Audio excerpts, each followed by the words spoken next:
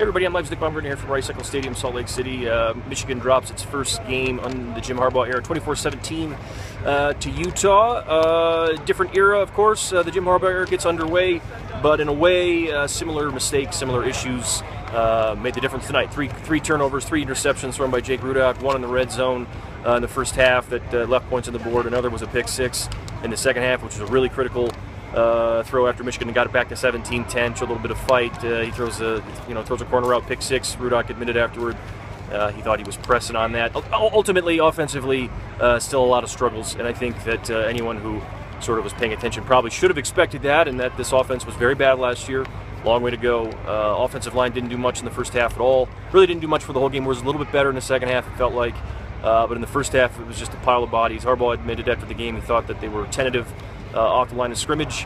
Really no rushing game to speak of, which makes them one-dimensional. And when they're one-dimensional, the quarterback situation is the way it is. It's not going to be ideal. So, defensively, a couple bright spots. Chris Wormley had a nice game, 3 tackles for loss. Jabril Peppers had a couple plays there in the second half. They were pretty good. Struggled a bit in the first half, but seemed to bounce back.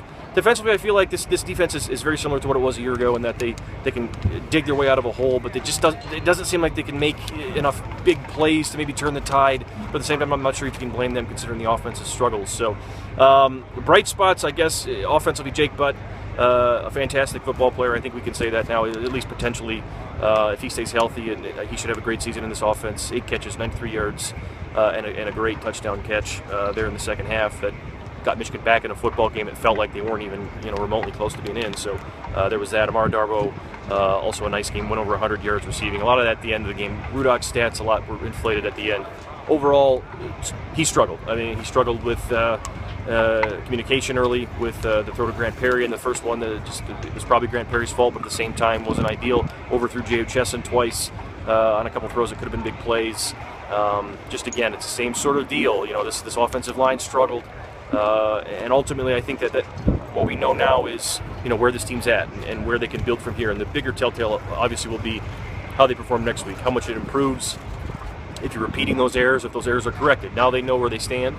They played a real game against a tough Utah team, and didn't quit, didn't completely implode on top of themselves. There was a point in that game where it's 17-3, where I think maybe last year's team would have completely fallen apart and everything would have went by the wayside. That didn't happen tonight. They competed to the wire, but again, this is not going to be this snap and it's fixed. Anyone who thought that was going to happen was sort of fooling themselves. It's going to be a process. It's going to take some time. A lot of teachable moments and a lot of other moments. I think some of the guys said that they were upset and frustrated that they left a lot on the field, and Harbaugh said he thought they were being too hard on themselves. He said he thought they competed hard, prepared hard, and they'll take the loss as is and move on from it and get better, and that's that. So that'll do it from Utah. Stay tuned to MLive.com for the rest of our coverage throughout the rest of the day, or I guess it'll be Friday. So the rest of the day, Friday. This is a weird timing for us. I'm going to go inside and try to not be so hot and sweaty, and we'll talk to you guys later.